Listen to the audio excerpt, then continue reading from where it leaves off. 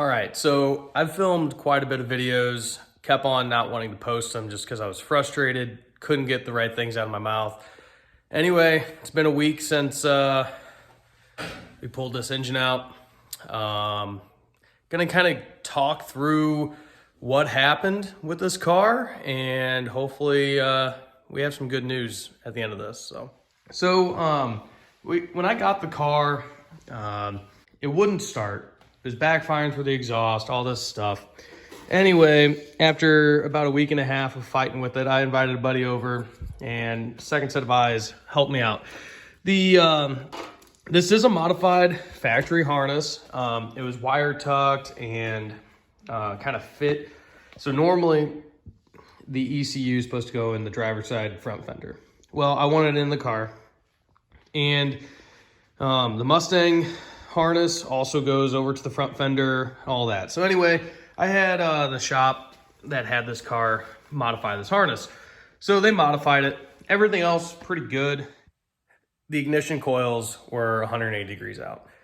Took a friend coming over, put a set of eyes on it. It was kind of the last thing because everybody, I was posting on Facebook and EcoBoost swap groups, couldn't figure it out.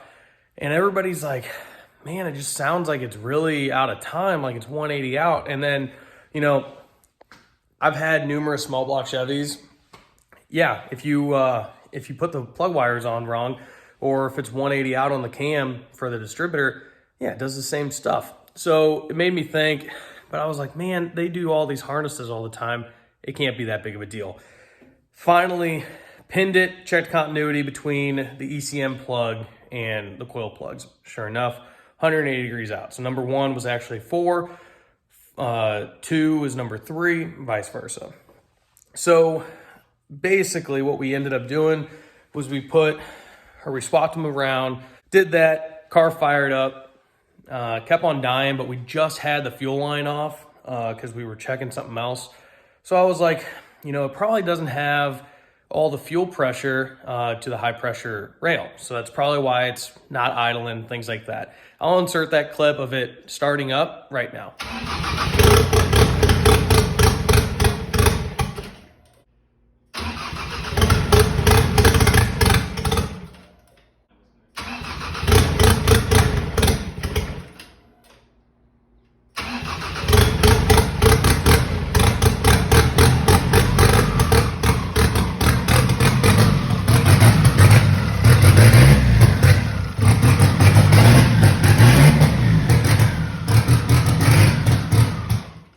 So it sounded halfway decent. It ran for maybe a total of 30 seconds. Anyway, it died on the last one. I was trying to let it idle. It died. My buddy Leslie and I started working on the car. We were gonna put the radiator back in, start filling it with water. Well, for whatever reason, he wanted to film another video for his buddy, and I wanted to see if it would idle now. That it had fuel rail pressure and things like that. Went to fire it up, kind of sounded a little weird, backfiring through the exhaust louder than it ever has.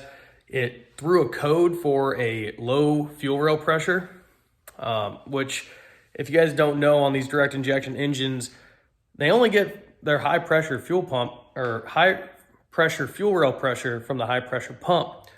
So I was like, well, that's weird. Let's investigate. So I pulled the intake manifold off, and then I found out that the exhaust cam wasn't spinning, which would make perfect sense as to why it had no high pressure fuel pressure. Anyway, when we took it apart, laying in the timing cover was this bolt. This is an ARP bolt. Come to find out, they are technically a little too long for this application. It was fine. They've ran them, the shop that helped me build this engine has ran them in the past.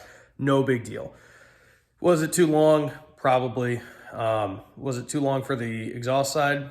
Probably. The phaser, I noticed it was loose checking for, cam timing earlier on. I noticed when I would push on the timing chain, the exhaust phaser would move. a little bit. Didn't really think anything of it. I'm like, oh, it hasn't had oil pressure, so it's probably loose. I mean, they're brand new phasers.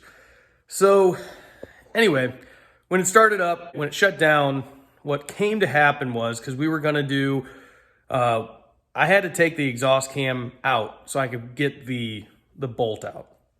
Well, when I did that, before I tried just spinning it over and it was seized.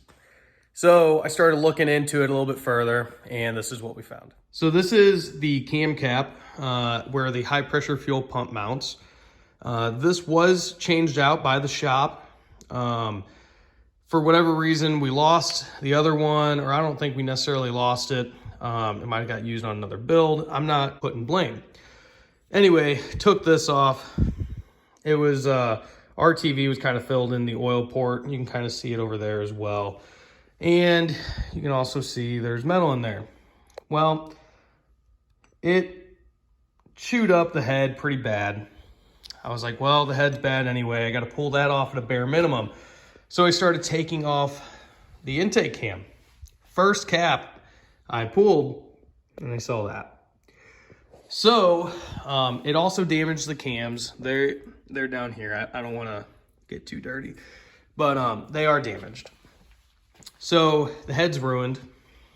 That's only about $800. But then I started looking a little bit more, and because I knew the engine was coming out, I took off the oil filter housing, and there was metal in here. At that point, I was like, all right, the engine's definitely coming out. I can't just do a head swap on it, because now I don't trust the bearings in any of this. So anyway, we pulled the engine out. That's kind of the last story. I just finished tearing down the oil pan. I'm gonna take this to work and get it and put it through our parts washer. Looking through here, I don't see any metal, which is good. It looks like a lot of assembly lube. Mind you, this was a brand new pan, so I don't know what all this black stuff is, but it feels like assembly lube. It's pretty thick stuff. There's no metal in there. Didn't cut open the oil filter or anything like that. It's kind of frustrated. Anyway, long story short, that engine's out. Found a new used from a 2018 Explorer. It has about 39,000 miles on it. And my buddy Leslie is gonna go pick it up for me. He's gonna go pick up the new block, or new engine for this. It has 39,000 miles on it, like I said, from a 2018 Ford Explorer. The only thing that we have to do is some simple modifications, and I've already ordered the parts. We're gonna have them done by Leslie's buddies, or Leslie's buddy, who builds race cars and stuff like that all the time. So I'll walk through the modifications that we have to do to this new engine before we can throw it into the Miata. So because of how tight this engine is around the engine subframe, I couldn't use the factory oil filter housing. So I welded on these dash 12 bungs. So I have some new dash 12 bungs coming. Should be here tonight, actually. Those are gonna get welded on. And then the last thing I have to do is the balance shaft delete, which is sitting right there. It's pretty simple. You pull the old one off from the crank, and then you put in this plug from Massive, and that's that. Other things I still have to do, I have to find a 12-point socket for these ARP flywheel bolts. Once I get those off, it's ready to go. I don't think it's gonna be too hard to swap back in. We should have that done Friday. Saturday, I have a buddy coming over. Once I do the balance shaft delete, those oil line fittings will be done. It's a matter of putting on some of those parts over on the shelf and then dropping the engine back in. Before then, I already went and touched up the engine bay a little bit with paint, just because it sat so long and things like that. I mean, you can still see some spots where the paint chipped off from just working on it and things like that. So I'm gonna get some more paint, touch it up. I did clean the car. It cleaned up pretty good. Pretty happy with it.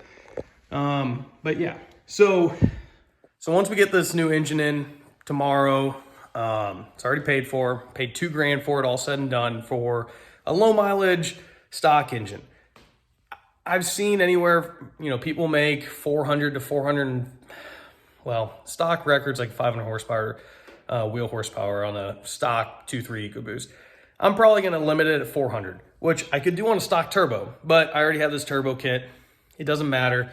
I'll run it at 400 horse, and then this winter, what I will do is I will rebuild that engine. It just needs to be tore down, hot tanked, cleaned, to get all the metal debris out. New bearings, at least that's what I'm thinking right now. I might not need those. I'm hoping I don't, but it's like $150, so it doesn't even really matter. And then I'll have this short block built and waiting. So this short block will be sitting in the garage on the engine stand over there for probably until November of next year, or of this year. Then I need a core head. So what I'm gonna do, and I wanna do cams. The logical progression with this engine, it's stock cams. What I was gonna do was run it for a season on stock cams, make, probably about 520 wheel horsepower. And then I was gonna pull the engine out, put cams in it. The cams I want, you have to have valve lash reset anyway. So I was gonna have a shop do that. So that entailed pulling out the engine anyway. Plus I wanted to do a transmission in this thing. I want to do a Tremec TKX. Either way, the engine or the car was gonna be tore apart next winter. I was hoping to find all issues. That way I could fix them next winter and things like that. Anyway, now, next winter, I'm hoping a stock block or a stock engine holds up to a year worth of the abuse. It should. It's a lighter car than the factory or the Focus RS or the EcoBoost Mustang, so it should be less stress on it. So overall, I think it'll hold up well. November, after racing season ends, pull that engine out, do a head swap onto this built long block or short block, and we should be back in the running. Then I can go for 600, 650. 650 is kind of where I want to leave it. And that was kind of the ultimate goal. Trans can support that, diff can support that, everything. So now it's just a matter of getting the new engine, doing the small modifications we talked about, and getting it back in the car.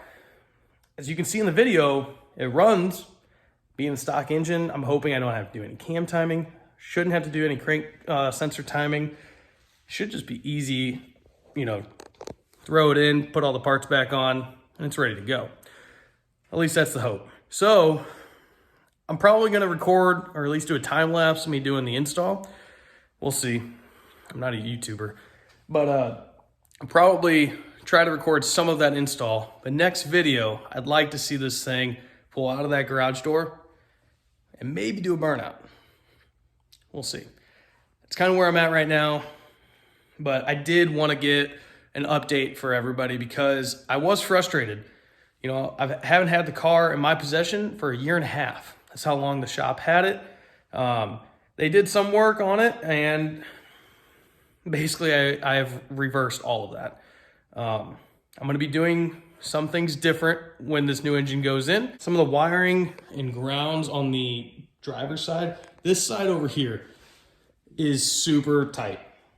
This side over here, it's a freaking turbo and a ground strap and an exhaust. Easy. Over here, it's clustered. So I want to route it a little bit better. You can definitely tell they did something here, they did something here, and they kind of just made it work. Now going in and rebuilding it, so to say, it's going to get better. Other than that, the car, drivetrain-wise and suspension-wise and brakes, is pretty ready. Once the car is running and driving, I'm going to buy a new seat. Track Dog Racing makes a really nice Ultra Shield seat and rail setup.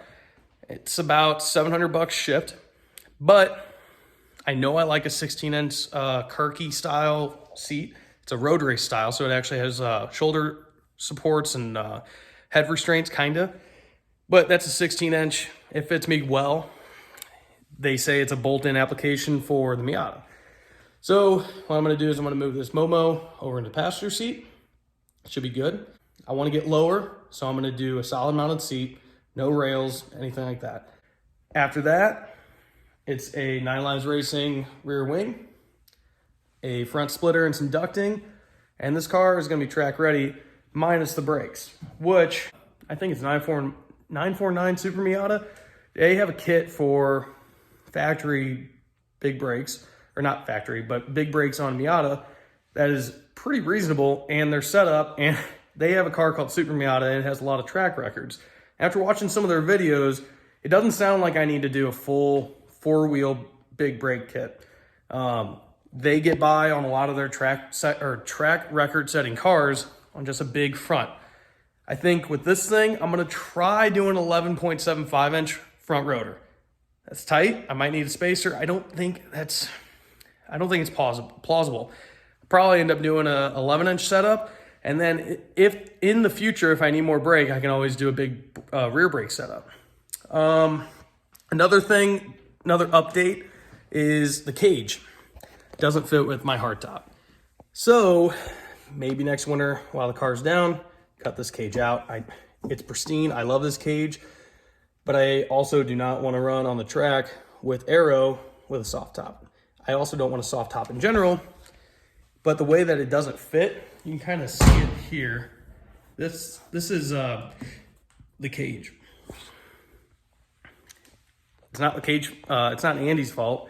Andy built a beautiful cage. I didn't have a hard top at the time because I was broke, and I told him build a cage that'll fit within the soft top. I was ignorant and thought it would fit with a hard top. I thought the hard top would have more clearance. Well, it doesn't. So I have a buddy down here. He's actually one of our millwright contractors. He does really good fab work. I've seen some of his cages. Might have him do it. We'll see. Or this season or a couple seasons coming up, I might just run this cage because it is beautiful, very quality cage, and we'll see. Do I need it? Do I need a new cage? Do I want to spend $2,500 to $3,000 just to fit a hardtop? I don't know. So that's kind of low priority, but right now I want to get the engine back in running. I want to do the new seat because right now with a seat on the factory Miata sliders, even though they don't really slide anymore, I don't really pass the broom test, and it's not the comfiest seat. It's a little too tight on me. Anyway, my girlfriend fits perfect in that seat, so it'll go in the passenger seat. And on that side, I think I'll mount it straight to the floor. Anybody on that side can pass the broom test. The new seat I put in here, pretty stout, hold me pretty well. I think it's even SFI rated, so they make the spec Miata seats too.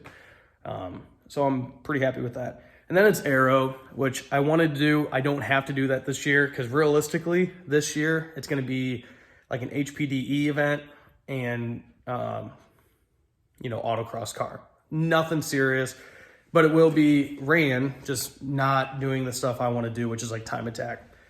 But I rambled on a lot. The car is so close. I'm glad I could get some words out. Yeah, I had some whiskey before this to kind of settle the nerves because I did get nervous about wanting to talk about this car and sharing the update. But it is coming together. So hopefully next video you see this thing rolling out of the garage and doing a big fat burnout. Thanks, guys.